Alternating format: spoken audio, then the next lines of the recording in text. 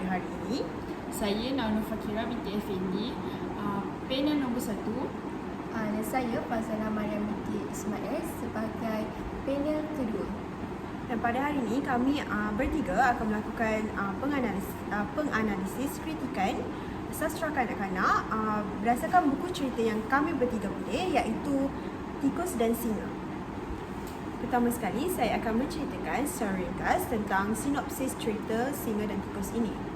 Di sebuah hutan, tinggal seekor singa tua yang bengis dan seekor tikus yang kecil. Pada suatu hari, tikus keluar mencari makan di hutan. Lalu, pada masa yang sama, tikus terlanggar hidung singa yang sedang tidur. Lantas, singa pun bangun dari tidur dengan keadaan yang marah akan dengan perbuatan tikus tersebut. Singa terus menangkap tikus lalu ingin memakannya. Tetapi tikus daya upaya cuba memujuk singa agar tidak memakannya. Singa berasa simpati akan tikus lalu melepaskannya. 2 hari kemudian, singa telah terperangkap dalam jaring di hutan. Dan pada masa yang sama, tikus terdengar akan jeritan singa. Lalu tikus pergi melihat keadaan singa. Tikus sedaya upaya cuba untuk melepaskan singa daripada perangkap tersebut. Akhir sekali, singa berjaya keluar hasil daripada pertolongan daripada tikus. Lalu singa mengucapkan jutaan terima kasih kerana telah menyelamatkan nyawanya. Seterusnya, saya akan menanyakan para panel kita tentang kritikan sastra yang telah dilakukan oleh mereka. Soalan yang pertama saya ajukan kepada Encik Nawa. Encik Nawa, sila nyatakan tema yang telah anda analisis berdasarkan buku yang bertajuk Singa dan Tikus tersebut. Berdasarkan analisis saya terhadap buku ini, saya akan memberi kredit kepada penulis ini kerana telah meletakkan tema yang mampu memberi pengajaran kepada kita, iaitu jangan menilai seseorang sesuatu berdasarkan fizikalnya. Saya boleh memuji kepada penulis ini bahawa dia berjaya mengekalkan tema dari awal, tengah dan akhir cerita mengikut tema yang sama. Di mana tikus tidak berputus asa atau kecewa setelah dikutuk atau dipandang rendah oleh sang singa, di mana ketika beliau dipandang rendah kerana sifatnya yang kecil. Di mana di tengah cerita tikus berusaha membalas budi sang singa, di mana semampunya membantu singa terlepas daripada jaringan yang telah memerangkap singa dengan menggigit jaring-jaring tersebut. Di akhir cerita, singa menyesal kerana menilai terlalu awal terhadap fizikal tikus, bahawa saiznya yang kecil tidak mampu membantu menyelamatkan nyawanya. Kerana kita dapat lihat bahawa singa menganggap tikus ini sebagai suatu benda yang lemah kerana sifatnya yang kecil dan tidak berupaya. Oleh itu kita nampak penulis ini mengetengahkan temanya dari awal sehingga akhir secara konsisten, di mana penulis tidak lari daripada tema dan menambah elemen lain.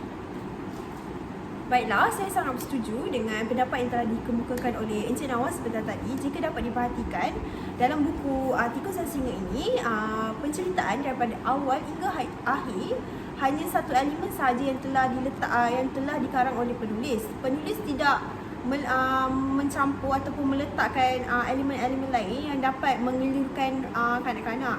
Jika kita mengambil kira, pembacaan bagi kanak-kanak adalah perlu hanya menggunakan ayat yang ringkas, kerana perkara itu akan dapat memudahkan pemahaman pembacaan kanak-kanak.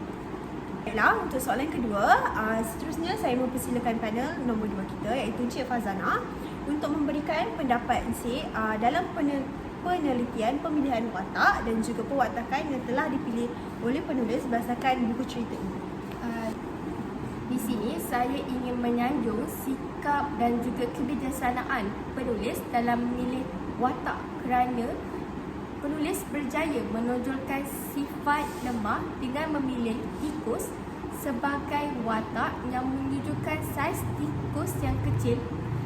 Di sini kita dapat melihat bahawa kecil adalah sinonim kepada lemah.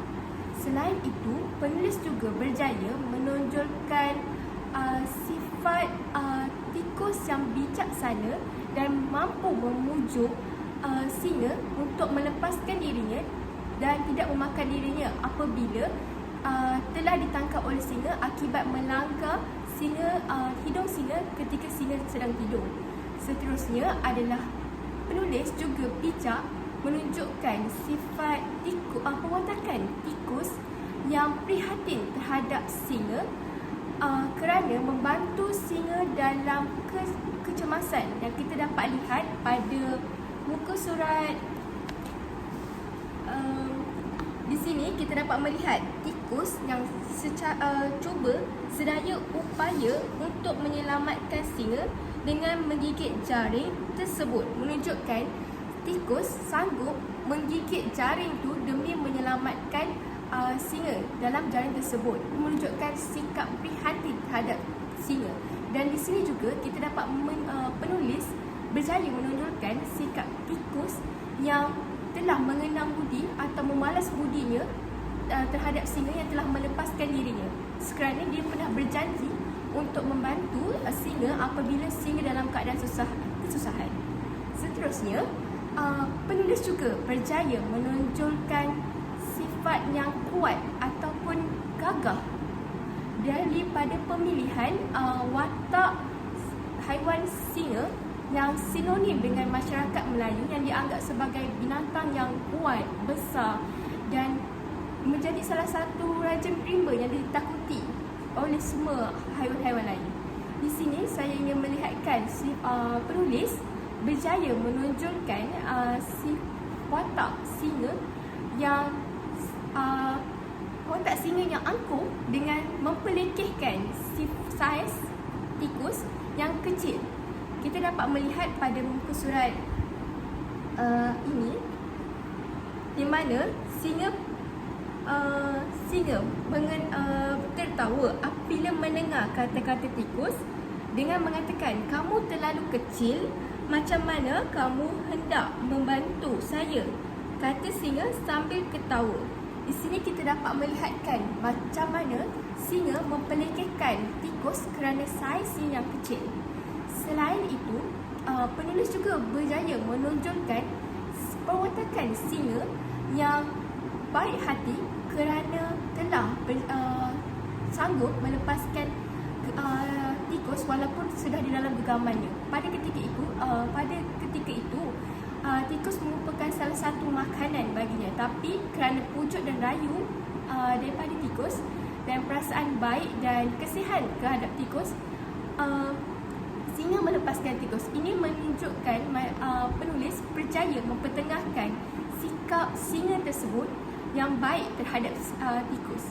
Seterusnya adalah penulis berjaya menonjolkan perwatakan singa yang bersyukur dan sangat berterima kasih terhadap tikus kerana telah berjaya menyelamatkan dirinya. Dan di sini kita dapat lihat pada muka surat akhir di mana singa mengucapkan, "Terima kasih kawan kerana telah menyelamatkan nyawa saya." Ini menunjukkan yang singa amat berterima kasih terhadap tikus atas bantuannya dan telah melepaskan dirinya daripada jaring pemburu. Saya amat bersetuju dengan Cik Farzana tentang pemilihan watak dan juga perwatakan. Sangat berjaya ditunjukkan oleh pengarang, di mana yang seperti Cik Farzana katakan seperti tadi, singa ni merupakan raja rimba di hutan, di mana kita sedia maklum raja ni merupakan satu simbol keberanian. Dan tidak dapat dinafikan juga saiz singa yang besar menyebabkan singa selalu diangkat menjadi karakter animasi kanak-kanak yang bersifat kuat dan juga berani. Simboliknya keberanian perlu dikaitkan dengan unsur-unsur besar. Jadi pengarang mengambil watak singa menjadikan karakter animasi dalam buku cerita ini. Manakala bagi tikus pula, disebabkan saiz tikus yang kecil, tikus dianggap sebagai satu karakter animasi yang lemah. Di sini kerana kekuatan saiz badannya tidaklah sekuat jika hendak dibandingkan dengan saiz singa. Okey, kita beralih kepada soalan yang ketiga, kembali kepada panel pertama kita, Encik Nawa. Jadi Encik Nawa, soalan saya, sila nyatakan gaya bahasa yang terdapat dalam buku ini yang telah dianalisis oleh Cik. Terima kasih atas soalan yang diajukan. Berdasarkan analisis saya dapati bahawa penulis cuba terdapat beberapa bahagian yang penulis menyelitkan cara penulisan metafora. Sebagaimana yang kita ketahui, metafora merupakan kata-kata yang menerbitkan makna lain daripada makna tersurat, tersirat atau disebut bahasa kiasan. Seperti mana yang tadi saya baru dengar tadi kepada panel guru kita, Encik Fazana baru saja berkata bahawa perkataan tikus sinonim dengan perkara kecil. Perkara kecil iaitu bermaksud lemah. Betul? Okey. Di mana saya ingin menengah-tengahkan cara metafora yang diterapkan oleh penulis, di mana penulis memilih bahasa apabila tikus, di mana babak tikus ditangkap oleh singa dan merayu kepadanya untuk dilepaskan. Lalu singa berkata kepada tikus bahawa kamu terlalu kecil. Macam mana kamu hendak membantu saya? Okey, kita ambil perkataan kecil. Singa mengajukan perkataan kecil itu kepada tikus. Oleh itu, dapat dilihat bahawa penulis memilih perkataan kecil bagi melambangkan sifat yang lemah, di mana singa beranggapan tikus yang mempunyai saiz yang lebih kecil darinya tidak mampu menyelamatkannya yang bersaiz besar, di mana sifat sesuatu saiz menentukan kemampuan dan melambangkan kekuatan dalam sifat binatang tersebut. Selain itu, laras bahasa yang digunakan oleh penulis juga bersesuaian dengan sasaran pembaca iaitu kanak-kanak, di mana penggunaan bahasa yang diketengahkan oleh penulis dalam penulisan beliau tidak mempengaruhi elemen negatif kepada pembaca iaitu kanak-kanak. Sebagaimana yang kita ketahui, di usia kanak-kanak mereka sedang melalui fasa pembelajaran di mana persekitaran merupakan perkara yang amat mempengaruhi dalam proses pembelajaran dan pembentukan sasian mereka. Oleh itu, penggunaan bahasa yang baik dalam buku penulis ini dan tiada unsur kasar dalam gaya penulisannya, seperti penulis menggunakan gelaran diri saya, kamu, tuan dalam perbualan antara tikus dan singa berbanding menggunakan gelaran kau dan aku. Sebagai contoh, di muka surat 3,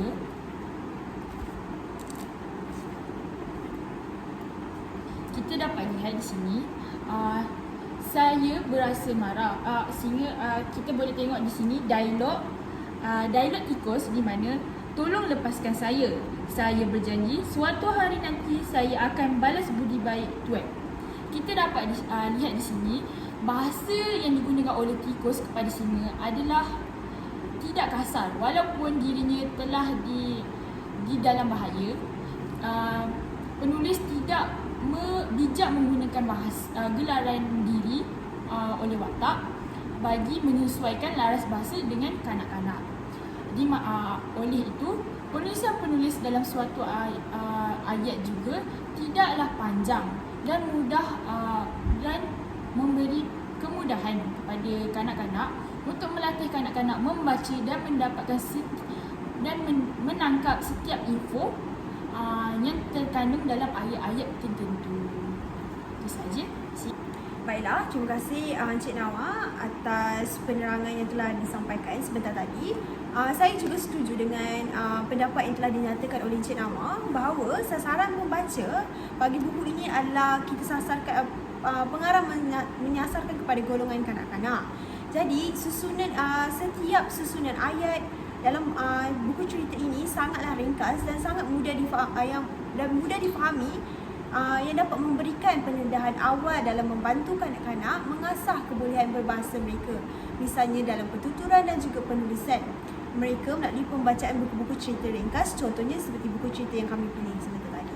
Dan saya juga bersetuju seperti yang telah kami analisis dalam buku cerita ini tidak terdapat satu perkataan yang berunsur tidak sopan ataupun pencampuran bahasa-bahasa asing lain langsung tidak terdapat dalam buku cerita ini. Buku cerita ini pengarang menggunakan laras bahasa sepenuhnya, laras bahasa yang bertepatan dengan kanak-kanak, yang sangat sopan dan tiada unsur-unsur yang dapat unsur-unsur negatif yang nampak mempengaruhi bahasa kanak-kanak.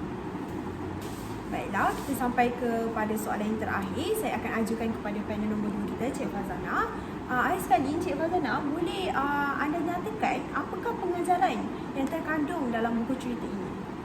Pengajaran yang penulis pertengahkan dalam buku tersebut ialah penulis cuba untuk mempengaruhi kanak-kanak ataupun masyarakat supaya tidak menilai seseorang ataupun kekuatan atau kebolehan seseorang berdasarkan saiz atau tubuh badan mereka, tetapi tingkah laku dan cara mereka.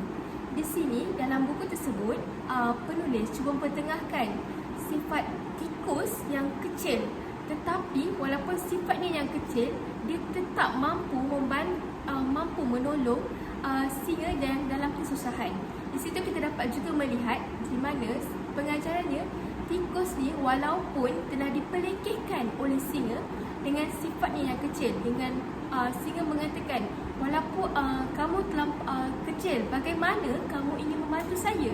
Di sini menunjukkan sikap singa yang mempelekehkan tikus. Walaupun telah dipelekehkan oleh singa, tikus masih prihatin untuk membantu singa dalam kesusahan. Selain itu, penulis juga memperdengarkan pengajaran di mana sebagai seorang individu, kita tidak bolehlah membalas perbuatan orang lain ataupun percakapan buruk orang lain terhadap diri kita dengan membalas juga perkara tersebut terhadap orang lain. Tetapi kita cuba untuk memperbaiki diri kita dan percaya terhadap potensi diri.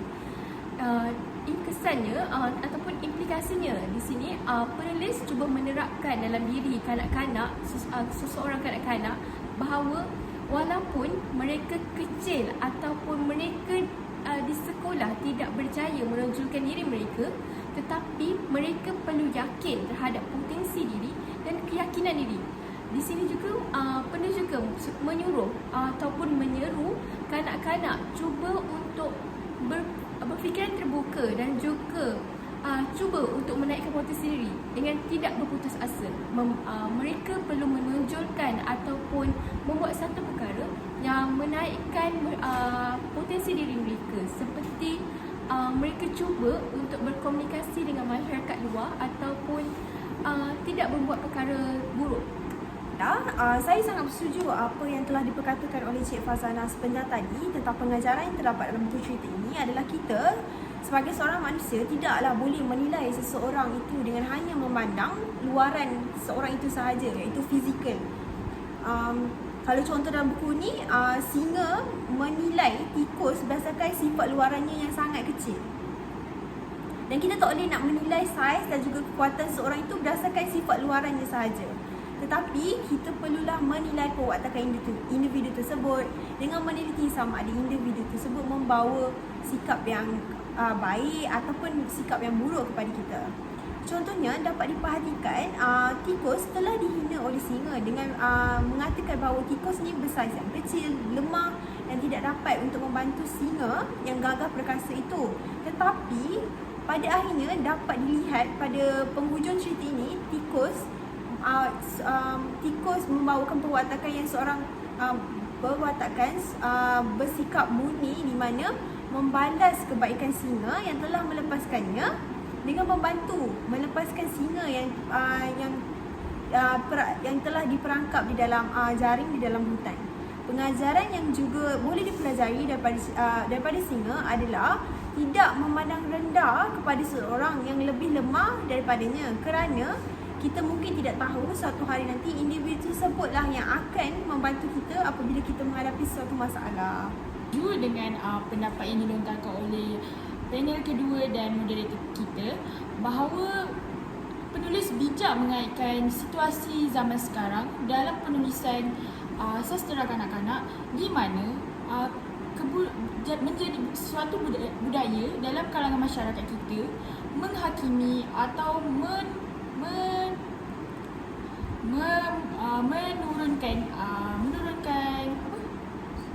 menurunkan nilai seseorang, nilai diri seseorang berdasarkan fizikal seseorang. Walhal kita bukan kuasa kita untuk menghakimi seseorang berdasarkan fizikal mereka. Setiap manusia dilahirkan mempunyai kekurangan dan kelebihan masing-masing. Di mana Tuhan telah menciptakan kita dengan sedikit kelebihan-kelebihan yang tersendiri daripada kita. Jadi penulis bijak membentuk pemikiran terhadap kanak-kanak dari awal melalui penulisan bahawa paras atau dasar seseorang bukanlah satu kunci kita untuk menghakimi seseorang terhadap perangai, nilai atau diri seseorang. Setiap manusia mempunyai nilai dan perlu menghargai diri mereka. Itu sahaja. Baiklah, kesimpulannya yang dapat kami simpulkan daripada cerita buku sastra kanak-kanak ini adalah penulis ataupun pengarang di sini sangatlah kreatif dan inovatif dalam menghasilkan buku cerita dengan mempamerkan membawa watak singa dan tikus yang dapat memberikan impak kepada kanak-kanak, iaitu melalui pengajaran dan moral yang dapat mereka fahami dan teliti dalam buku cerita ini. Pengajaran yang telah dipelajari oleh kanak-kanak tersebut dapat membentuk diri kanak-kanak yang akan membawa sifat-sifat ataupun nilai-nilai positif yang akan membantu mereka apabila mereka membesar kelak. Dan ini juga merupakan salah satu usaha yang dapat kita lihat daripada penulis-penulis zaman kini yang ingin menerapkan sikap-sikap ataupun nilai positif dalam diri kanak-kanak yang akan dapat membentuk kanak-kanak membesar menjadi seorang insan ataupun belia yang dapat menyumbang kembali kepada agama, bangsa dan negara. Sekian, itu sahaja daripada kami. Terima kasih.